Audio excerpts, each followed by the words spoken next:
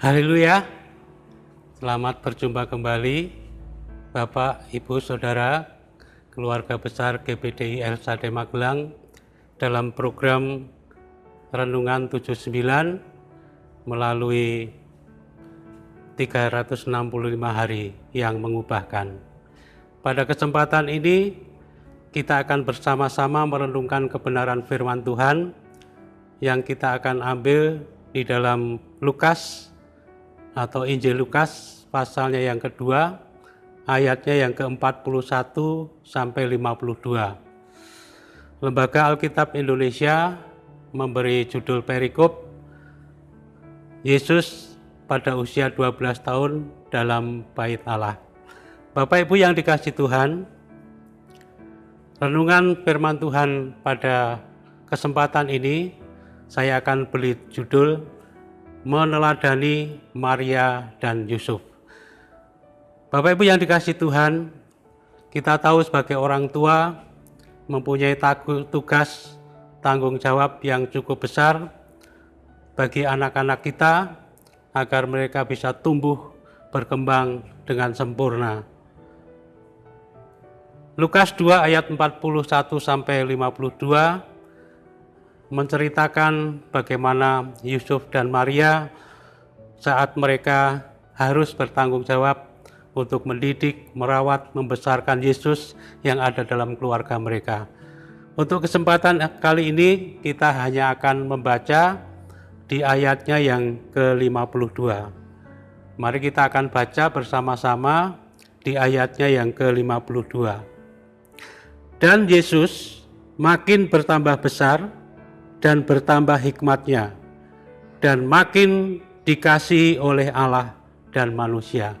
Bapak Ibu yang dikasihi Tuhan, mari kita akan bersama-sama mempelajari, merenungkan ayat-ayat firman Tuhan pada kesempatan ini dengan OIA, observasi, interpretasi, dan aplikasi.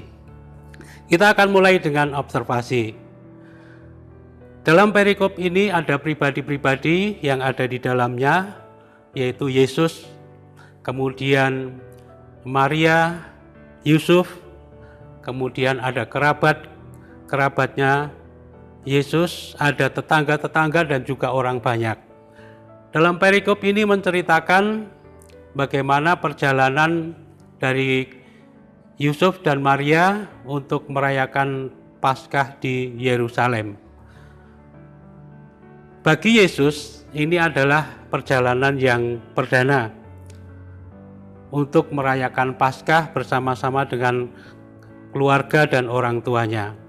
Apa yang terjadi di sana setelah perayaan itu selesai, mereka tentulah akan pulang dengan penuh sukacita.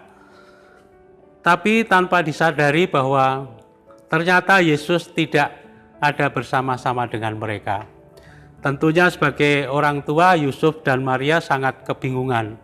Mereka sudah menanyakan kepada kerabat, kepada keluarganya, kepada orang-orang yang bersama-sama dengan dia, ternyata Yesus tidak ditemukan.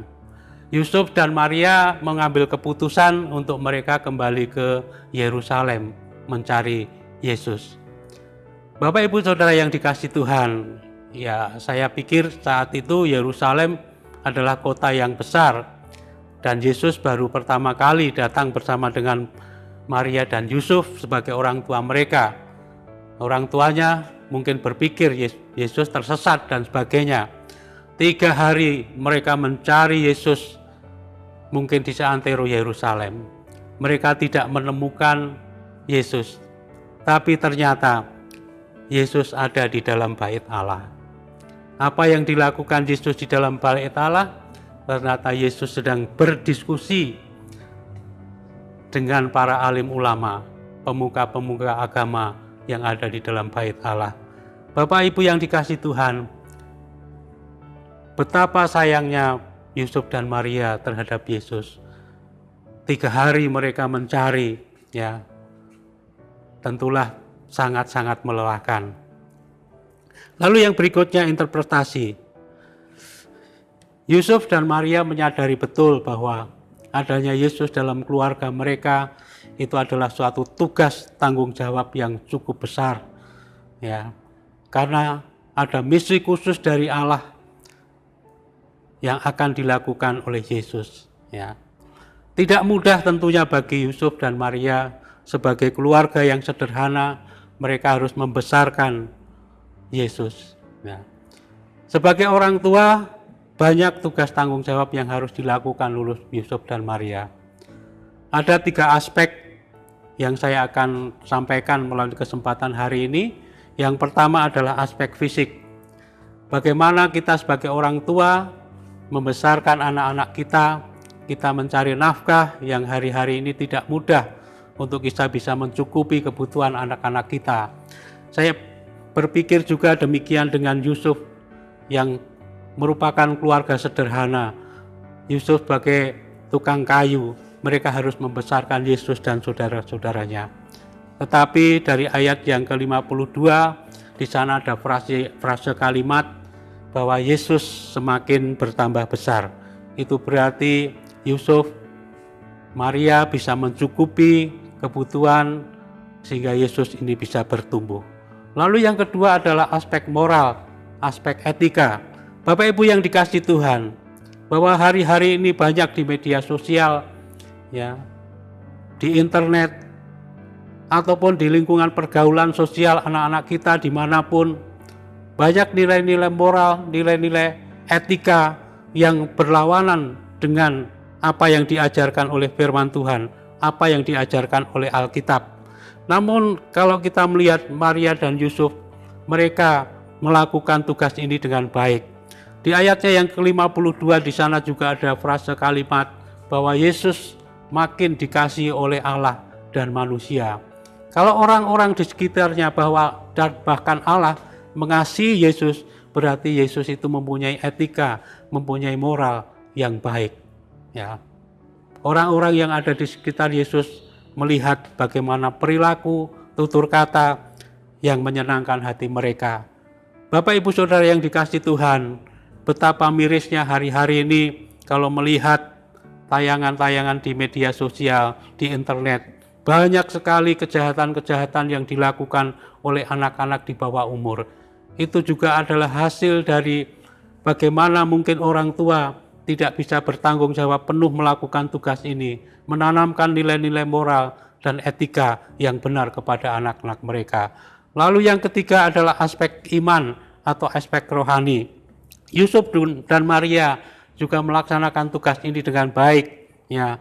Yesus dikasihi oleh Allah dan manusia, yang berarti Yesus mempunyai hubungan yang dekat dengan Tuhan sehingga Allah mengasihi dia. Bagaimana Maria dan Yusuf mengajarkan nilai-nilai iman, nilai-nilai rohani ini? Dia menjadi teladan yang baik bagi Yesus. Yusuf dan Maria melaksanakan kewajiban-kewajiban agama mereka dengan baik, ya. Di ayatnya yang ke-41, ya, keluarga ini setia untuk datang ke Yerusalem merayakan Paskah. Dan mereka mengajarkan juga kepada Yesus di saat usianya sudah memenuhi syarat untuk melaksanakan tugas kewajiban agaminya. Yesus diajak untuk merayakan Paskah di Yerusalem. Dari ayat yang ke-46 dan ke-47 kita boleh melihat betapa luar biasanya pertumbuhan rohani Yesus, pemahamannya tentang firman Tuhan, tentang Alkitab. Saat Yesus berdiskusi dengan para alim ulama yang ada di Bait Allah, mereka mengakui betapa cerdasnya Yesus, betapa dalamnya pengetahuan Yesus akan firman Tuhan. Yesus semakin bertambah besar, semakin dikasihi Allah, semakin dikasihi manusia. Semua orang dapat mendengar, mereka dapat melihat bagaimana pertumbuhan iman kerohanian dari Tuhan Yesus. Berarti ini adalah Maria dan Yusuf sebagai orang tua melaksanakan tugas mereka dengan baik. Sekarang bagaimana dengan aplikasinya Bapak Ibu yang dikasihi Tuhan? Kita sebagai orang tua hari-hari ini tidak dengan mudah bisa mendidik anak-anak kita, karena banyak sekali pengaruh-pengaruh di luar sana, ya. media sosial dan internet yang begitu akrab dengan mereka. Dunia mereka seolah-olah sudah berbeda dengan dunia kita. Namun kita belajar dari Maria dan Yusuf, mereka melaksanakan tugas ini, maka kita pun harus melaksanakan tugas ini dengan baik. Kita bisa menjadi teladan bagi anak-anak kita dalam hal-hal yang rohani. Jangan sampai kita hanya menyuruh anak-anak kita rajin beribadah, tapi kita sendiri tidak bisa menjadi teladan bagi anak-anak kita. Keteladanan bagi kita kepada anak-anak kita adalah sangat penting agar mereka bisa mencontohi bagaimana orang tuanya hidup dalam koridor-koridor firman Tuhan. Menanamkan nilai moral dan etika, menanamkan nilai-nilai rohani, sepenuhnya menjadi tanggung jawab kita orang tua. Jangan kita melepaskan tanggung jawab itu, kemudian menyerahkannya kepada pihak-pihak yang lain. Kita serahkan kepada gereja, kita serahkan kepada sekolah minggu, kita serahkan kepada hamba-hamba Tuhan, kepada sekolah. Bukan Bapak Ibu yang dikasih Tuhan, itu mutlak adalah tanggung jawab kita. Oleh sebab itu Bapak Ibu yang dikasih Tuhan, mari kita membawa anak-anak kita untuk lebih dekat dengan firman Tuhan. Di dalam Efesus 6 ayatnya yang keempat, kita sebagai orang tua, kita punya tanggung jawab untuk membawa anak-anak kita di dalam nasihat firman Tuhan. Efesus 6 ayatnya yang keempat, dan kamu bapak-bapak, janganlah bangkitkan amarah di dalam hati anak-anakmu, tetapi didiklah mereka di dalam ajaran dan nasihat Tuhan. Saat kita menasihati anak-anak kita, mari kita dasarkan kepada firman Tuhan. Lalu yang kedua, di dalam Amsal yang pasal ke-22 ayatnya yang ke-6, didiklah orang muda menurut jalan yang patut baginya, maka pada masa tuanya pun ia tidak akan menyimpang daripada jalan itu. Kalau kita sudah tanamkan nilai-nilai firman Tuhan dengan kuat kepada anak-anak kita, maka yakin dan percaya tumbuh dewasa mereka akan tetap berpegang kepada firman Tuhan. Mereka tidak akan tergoyahkan dengan pengaruh-pengaruh dunia ini. Mereka akan terus berpegang kepada firman Tuhan. Amsal 29 ayat 17, didiklah anakmu, maka ia akan memberikan ketentraman kepadamu dan mendatangkan sukacita kepadamu. Ini adalah berkat bagi kita orang tua yang sudah melaksanakan tugas kita dengan baik. Mereka akan menjadi kesukaan di saat kita menjalani masa tua. Masa tua kita penuh dengan sukacita dan ketentraman. Akhirnya siapapun kita, mari kita laksanakan tugas kita dengan sebaik-baiknya. Kita laksanakan bukan hanya untuk manusia, seperti untuk Tuhan. Kolose 3 ayat 23, apapun juga yang kamu perbuatlah dengan segenap hatimu seperti untuk Tuhan dan bukan untuk manusia. Bapak Ibu yang dikasih Tuhan, khususnya kita para orang tua, mari kita melaksanakan tugas tanggung jawab ini. Kita sebagai orang tua mempunyai tanggung jawab yang besar, mendidik generasi supaya generasi ini menjadi generasi yang menyenangkan hati Tuhan, memuliakan nama Tuhan. Terima kasih Bapak Ibu Saudara semua yang sudah setia merenungkan, mengikuti renungan 79 ini. Kiranya Tuhan memberkati dan semakin kita semakin dibaharui menjadi generasi, menjadi orang tua yang menyenangkan hati Tuhan. Bagi Bapak Ibu yang punya kesaksian tertentu atas berkat-berkat pertolongan Tuhan ataupun ingin mendapatkan dukungan doa, Bapak Ibu bisa chat WhatsApp di 0813 2742 0088. Terima kasih, kiranya Tuhan Yesus memberkati. Mari kita berdoa.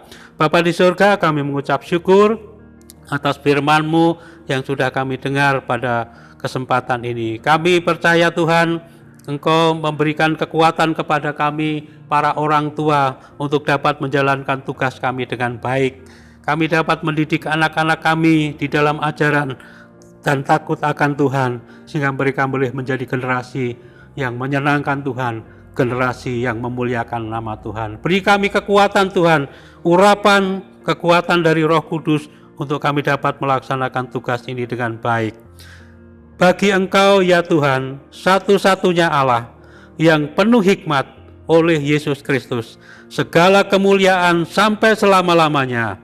Amin. Terima kasih Bapak Ibu Saudara.